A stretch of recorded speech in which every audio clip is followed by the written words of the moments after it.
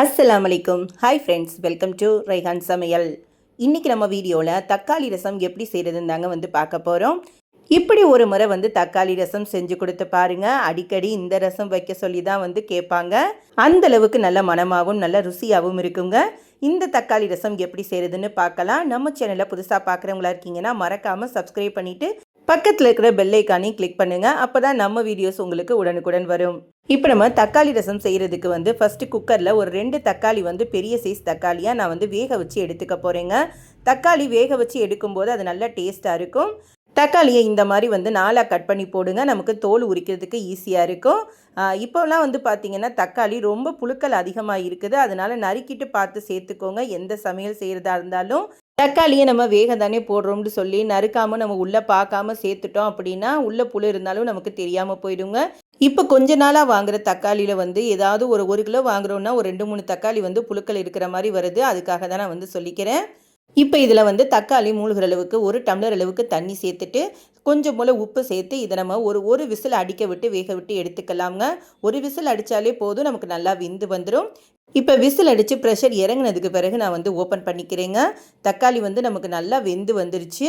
தோலெல்லாம் நல்லா பிரிஞ்சு வந்திருக்கு பாருங்கள். நமக்கு அந்த 4 கோடு மாதிரி நம்ம போடுறதுனால தான் நமக்கு அது நல்லாவே பிரிஞ்சு வந்திருக்கு. எடுக்கவும் நமக்கு ஈஸியாக இருக்கும். இப்போ நல்லா நமக்கு சூடாக இருக்குதுங்க. பார்த்துட்டு கொஞ்சம் ஆற விட்டுட்டு எடுத்துக்கோங்க. நான் கொஞ்சம் கொஞ்சமாக ஆற எடுத்துக்கிட்டு இருக்கேன். இப்போ நான் ஃபுல்லாக எடுத்துட்டேங்க. இதை நீங்கள் தக்காளி மட்டும் தனியாக எடுத்து மிக்சியில் அரைக்கிறதா இருந்தாலும் அரைக்கலாம். எனக்கு தக்காளி நல்லாவே வந்துருச்சுங்க. அதனால நான் இந்த மாதிரி ஒரு மத்தோ இந்த மாதிரி உருளைக்கிழங்கு மசிக்கிறதுல நான் நல்லா மசிச்சு விட்டுறேன். தக்காளி நல்லா கரையிற அளவுக்கு நல்லா மசிச்சு விட்டுறலாம். உங்களுக்கு இது கஷ்டமாக இருக்குதுன்னா நல்லா தக்காளி ஆறுனதுக்கு பிறகு நீங்கள் மிக்சியில் கூட பல்ஸ் மோடில் அரைச்சி எடுத்துக்கலாம். இப்போ தக்காளியை நம்ம நல்லா கரைச்சி எடுத்துட்டோங்க. நான் இன்றைக்கி 2 தக்காளிக்கு 1 புளி அளவுக்கு நான் ஊற வச்சுருக்கேங்க. ஒரு சொல புளி நான் ஊற வச்சுருந்தேன். புளியை நல்லா கரைச்சிட்டு நான் அந்த புளி தண்ணியும் சேர்த்துக்கிறேங்க. இப்போ இது கூடவே இதுக்கு தேவையான அளவுக்கு நம்ம உப்பு சேர்த்துக்கலாம். இதோட கொஞ்சம் பெருங்காயத்தூளையும் நான் இதிலே சேர்த்துக்கிறேன். இது கூடவே நம்ம ரசப்பொடி சேர்த்துக்க போகிறோங்க. ரசப்பொடி தான் ரொம்பவே முக்கியம். தனியாக ரசப்பொடி எப்படி செய்கிறதுன்ற வீடியோ கூட நான் சீக்கிரமே அப்லோட் பண்ணுறேன். இப்போ நான் ஆச்சி ரசப்பொடி தாங்க ஒரு 2லேருந்து ஒரு 3 ஸ்பூன் அளவுக்கு சேர்த்துக்கிறேன். இது கூடவே ஒரு 1/4 டீஸ்பூன் அளவுக்கு மஞ்சத்தூள் சேர்த்துக்கலாம்.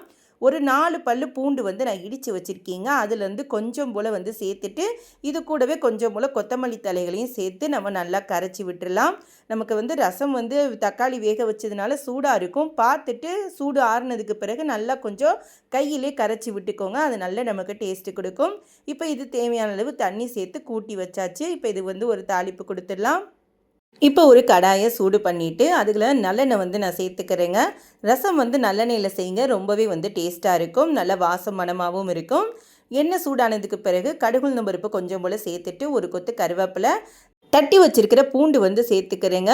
பூண்டை தட்டி சேருங்க. அப்படியே சேர்க்குறத விட தட்டி சேர்க்குறது நல்ல மணமாக இருக்கும். இது கூடவே ஒரு பச்சை மிளகாயும் 2 காஞ்ச மிளகாயும் சேர்த்துருக்கேன். உங்கள் காரத்துக்கு தகுந்த மாதிரி சேர்த்துக்கோங்க. இதோட ஒரு 4-5 சின்ன வெங்காயமும் நான் தட்டி எடுத்து வச்சுருக்கீங்க. அதையுமே சேர்த்துக்கலாம். சேர்த்துட்டு நல்லா வதக்கி விட்டுறலாம்.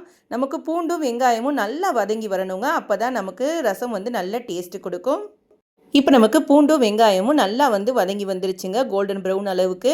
இப்போ இந்த நேரத்தில் நம்ம ஒரு 1/2 டீஸ்பூன் அளவுக்கு மிளகாத்தூள் சேர்த்துக்கிறேங்க. இதை சேர்த்து செய்யும்போது ரசம் நமக்கு நல்ல கலராகவும் நல்ல டேஸ்ட்டும் கொடுக்கும். கொஞ்சம் காரமாகவும் இருக்கிற மாதிரி இருக்கும். ரசம் நமக்கு நல்ல காரசாரமாக சுருக்குன்னு இருந்தால் தாங்க டேஸ்ட் ரொம்பவே சூப்பராக இருக்கும். மிளகாய் தூள் சேர்த்து ஒரு 2 வதக்கி விட்டால் போதும். கறியிற அளவுக்கு ஆயிடக்கூடாது நமக்கு. அப்புறம் நமக்கு டேஸ்ட் நல்லா இருக்காது. இப்போ நம்ம கூட்டி வச்சுருக்கிற தக்காளி கலவையை இதில் சேர்த்துக்கலாம். சேர்த்துட்டு நல்லா கிளறி கொடுங்க. ஊற்றும் போதே பார்த்திங்கன்னா நல்லா வாசமாக மணமாக இருக்கும். கொதிக்க கொதிக்க இன்னும் மனம் அதிகமாகும். இப்போ நல்லா கலக்கி கொடுத்துட்டு உப்பு செக் பண்ணிக்கோங்க. பத்தலைன்னா இந்த நேரத்தில் சேர்த்துக்கலாம். எனக்கு கொஞ்சம் பத்தலைங்க, அதனால் நான் சேர்த்துக்கிட்டேன். சேர்த்துட்டு நல்லா கிளறி கொடுத்துடலாம். இப்போ நமக்கு ரசம் நல்லா கொதிச்சு வரணுங்க. கொதிக்கிறதுக்கு முன்னாடியே நம்ம ஆஃப் பண்ணிடணும். அது முட்டை கொதின்னு சொல்லுவாங்க.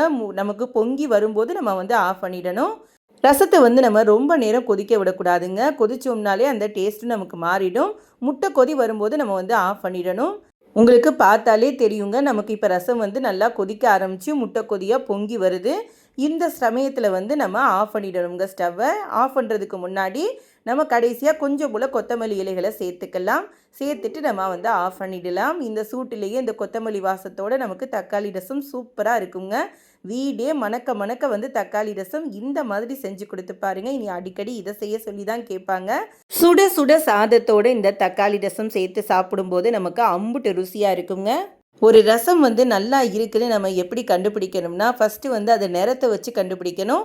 அடுத்து அதனுடைய மணத்தை வச்சு கண்டுபிடிக்கணும். அடுத்து தாங்க வந்து நம்ம ருசியை வச்சு கண்டுபிடிக்கணும். அதுபோல் நிறமும் மணமும் சுவையும் இந்த ரசத்தில் ரொம்பவே வந்து சூப்பராக இருக்குங்க. நீங்களும் செஞ்சு பார்த்துட்டு உங்களுடைய ஃபீட்பேக்கை நம்மளோட வந்து ஷேர் பண்ணிக்கோங்க. இந்த வீடியோ உங்களுக்கு பிடிச்சிருக்கும்னு நம்புகிறேங்க. பிடிச்சிருந்துச்சு அப்படின்னா இந்த வீடியோவுக்கு ஒரு லைக் கொடுங்க. உங்கள் ஃப்ரெண்ட்ஸ் அண்ட் ஃபேமிலியோட வந்து ஷேர் பண்ணிக்கோங்க. நம்ம சேனலில் புதுசாக பார்க்குறவங்களா இருக்கீங்கன்னா மறக்காமல் சப்ஸ்கிரைப் பண்ணிக்கோங்க. பக்கத்தில் இருக்கிற பெல் ஐக்கானில் ஆல்ன்ற பட்டனை கிளிக் பண்ணுங்கள். அப்போ தான் நம்ம போடுற வீடியோஸ் எல்லாமே உங்களுக்கு உடனுக்குடன் வரும். இன்னொரு புது ரெசிபியோடு நாம் அடுத்த வீடியோவில் சந்திப்போம். Bye friends. தேங்க்ஸ் ஃபார் வாட்சிங்.